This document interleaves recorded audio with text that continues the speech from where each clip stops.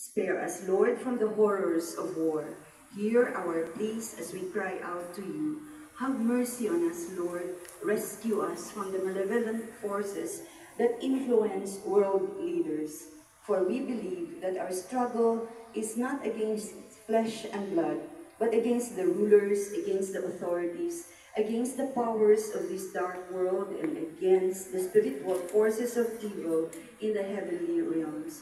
We pray for our leaders entrusted with making crucial decisions for our nation.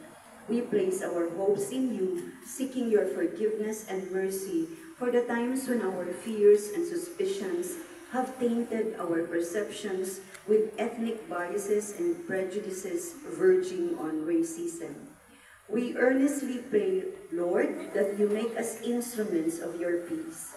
Where there is hatred, let us bring love. Where there is injury, pardon. Where there is doubt, faith. Where there is despair, hope. Where there is darkness,